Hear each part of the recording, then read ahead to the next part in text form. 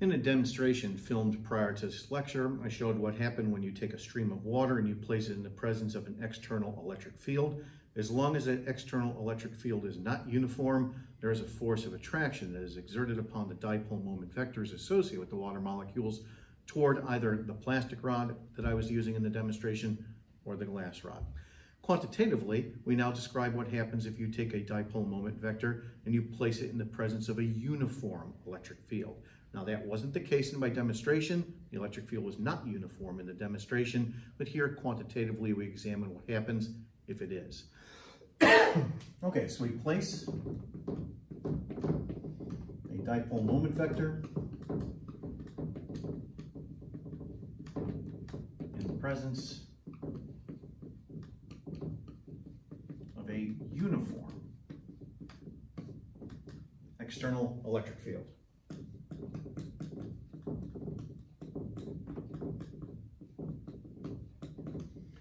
Okay, so then therefore, let me go ahead and draw a uniform electric field like so. I'll draw a couple of field lines like this. So then therefore, you can kind of think of it this way. Over here is some sort of positive charge that is causing this electric field, or equivalently, over here is some sort of a negative charge that's causing this electric field. Okay, it's uniform, as you can see from this simple diagram. Okay, and then I have a dipole moment vector associated, for example, with, say, a water molecule or something like that. So right here, I'm going to go ahead and draw my dipole moment vector. This is P. It has a positive side, a plus Q, and it has a negative side, a negative Q. Recall that the length of the dipole moment itself is called 2a, and then therefore in magnitude, the dipole moment itself is 2a cubed. Okay, now I'm going to define an angle here on this diagram. That is this angle right here. This angle here in the diagram we'll simply label as theta. And now what we're going to do is take a look at the forces that are exerted upon either end of the dipole due to the external electric field. And then therefore from that we'll begin to describe a torque.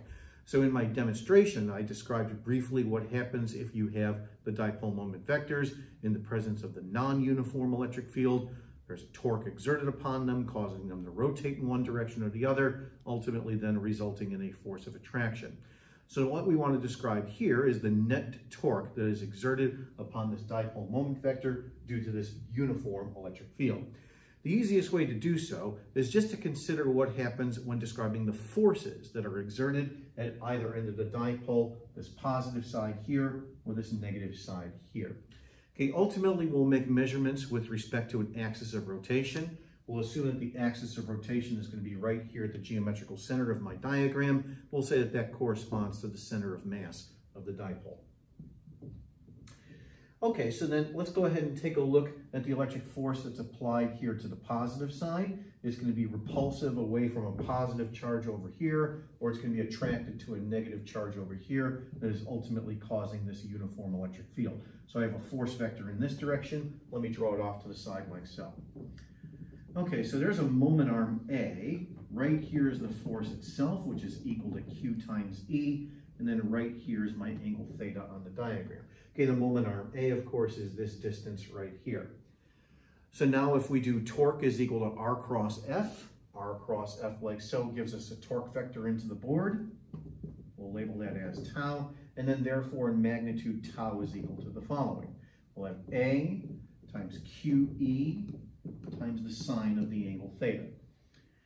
And now we'll take a look at what happens with the force vector here on the negative side of the dipole. That's going to be in this direction like so. And then right here is another moment arm of size A. All right, so here's that moment arm. Here's that force vector QE in this direction. And then once again from the geometry, you can see right here that this angle is theta.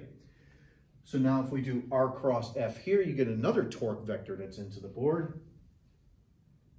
Like so. We'll label this as tau once again. And then in magnitude, this is equal to A times QE times the sine of the angle. Because both of the torque vectors point into the board, they will then therefore add together to give us the net torque. Okay, so the net torque here, that net torque is going to be 2A times QE sine theta. And And then by writing the net torque in this manner, notice that 2AQ is the magnitude of the dipole moment vector. So then therefore the net torque is equal to PE times sine theta. Notice that what is being described here is a cross product. The cross product, of course, is between the P vector and the E vector. So we can then say in general that the torque exerted upon an electric dipole moment when it is placed in the presence of an electric field is P cross E. So you have to be familiar with this expression. It's not given on the actual AP exam itself. You do have to commit it to memory.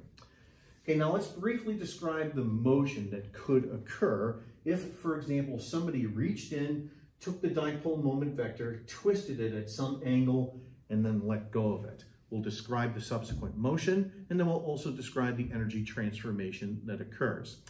If we do this, as I've described, the dipole moment will not translate. It will not move in one direction or the other.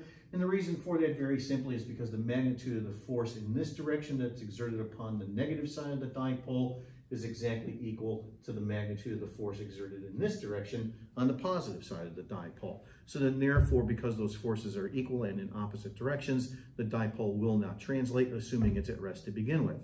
However, of course, due to this net torque, it will rotate. So let's go ahead and describe the subsequent rotation.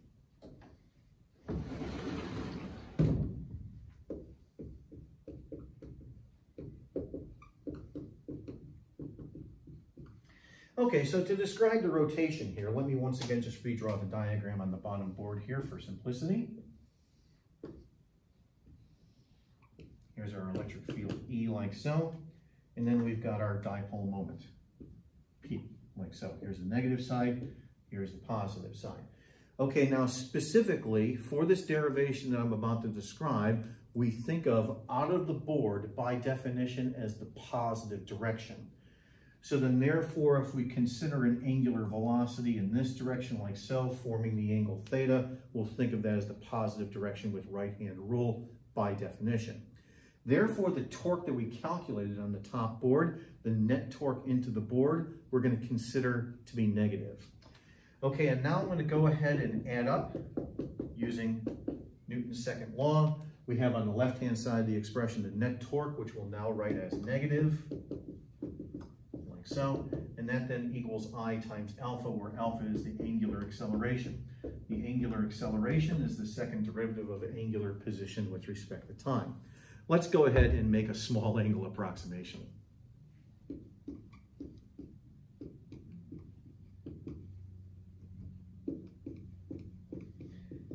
Okay, as I make this small angle approximation here, hopefully you can begin to see where I'm leading towards. What we're going to do is let the sine of the angle approximately equal the angle itself, and then therefore I end up with the following. When I move the rotational inertia I, by the way, down to the denominator on the left-hand side of the expression, I end up with this expression here. I, by the way, of course, is the rotational inertia of this stick like so, as it's rotating about its center of mass.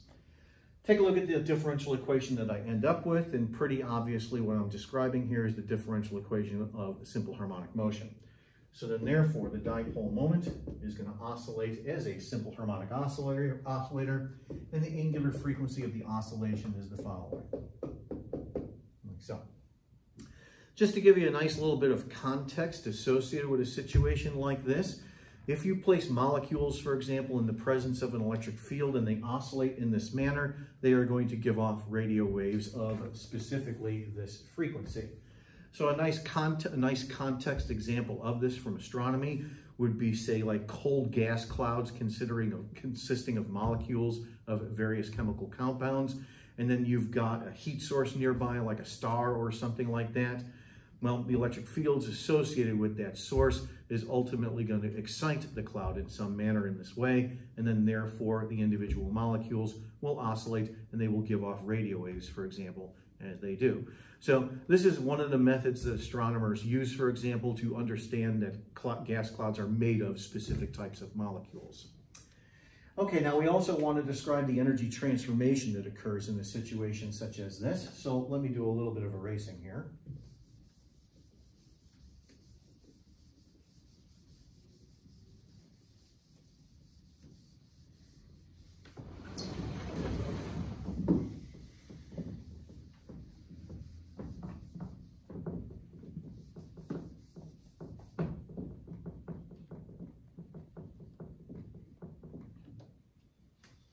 Like so, I'm just kind of cleaning up my diagram here a little bit. Okay, once again, we're going to think of out of the board as positive and into the board as negative. So let's say that an external energy source of some sort reaches in and does work like so in rotating the dipole moment vector in the presence of the external electric field. Describe the energy transformation that occurs. Well, what I'm going to calculate first is the work done by the electric field, that is, by this external electric field E, when that happens. Okay, now the work done by the electric field is going to equal the integral of the net torque multiplied over the angle. Recall that this is the description of net work going back to our unit on rotations. Okay, now the net torque itself is negative PE sine theta. Okay, once again, notice the negative sign. By definition, the torque vector into the board is negative. And then we're going to integrate between two random angles, theta 1 and theta 2. We will give them specific values in order to understand the energy transfer in just a few minutes. But for now, let's just go ahead and do this integral. Integral of negative sine is cosine. And then you plug in your limits of integration. And when you do, you end up with this here. Okay, now this is the work done by the electric field. The negative of this would be the work against the electric field when the energy source reaches in and rotates the dipole moment vector. So let's go ahead and take the negative of this. So the work against the electric field is then therefore going to be the negative of the work done by the electric field. So showing the negative signs here, and that then ends up being the following expression. So, okay, now the work against the electric field is then therefore the change in now electric potential energy. Okay, think back to Coulomb's law. Coulomb's law is described as an inverse square law. Think back to the law of universal gravitation, which is also an inverse square law. Recall that in its Newtonian form, gravity is a conservative force. Therefore, there is potential energy associated with it. We described that, for example, back in our unit on work and energy. Because Coulomb's law is also in obeying an inverse square law, this then means that ultimately it's a conservative force as well, without going through all the necessary calculations that are necessary to show that. So then therefore there is potential energy associated with electric fields, just like there is associated with gravity fields, without going through all of those mathematical details. So suffice it to say then, the work done against the electric field is then therefore equal to the change now in electric potential energy of the dipole when we rotate it in this manner. Okay, now let's go ahead and assign specific angles here to theta 1 and theta 2. Okay, we'll say that theta 1, the lesser angle, is now just theta. And then, to use this stick to illustrate, what we'll now specifically say is that theta 2 is a 90-degree angle. In other words, tilt the dipole moment vector here at a 90-degree angle with respect to the electric field vector to the right-hand side. Cosine of 90 degrees, of course, is equal to 0. Now, here on the left-hand side of the expression is the final electric potential energy minus the initial, and that then equals the following quantity. However, at what angle, with respect to the electric field vector, which points to the right, should we think of the potential energy as 0? Should it be a 0-degree angle, or should it be a 90-degree angle?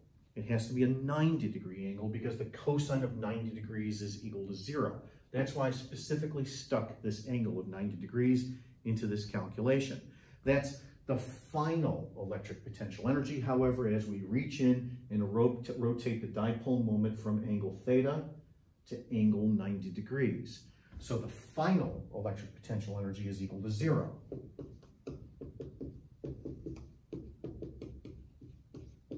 And then go ahead and move the negative sign to the other side of the expression, and then therefore the initial electric potential energy of the dipole at the angle theta is this quantity right here.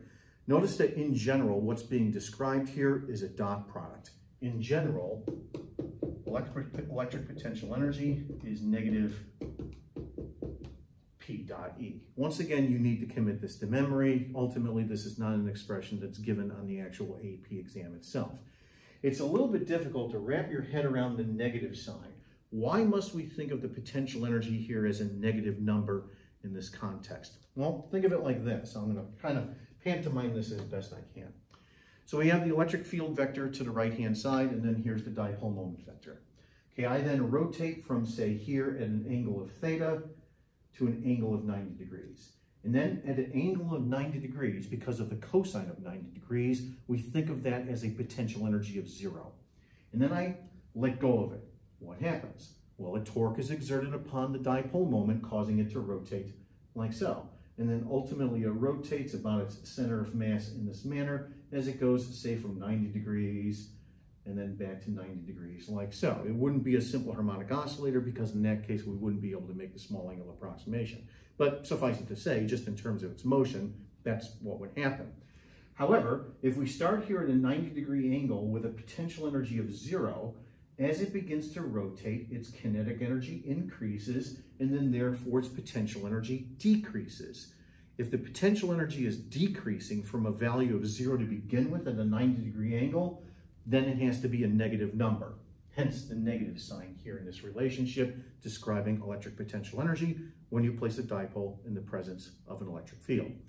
Now, problem-wise, any sort of problem that you would encounter for this topic would really be nothing more than a plug-and-chug type of calculation, but you do have to commit the basic expressions that I've described in this lecture to memory for the actual AP Physics C exam.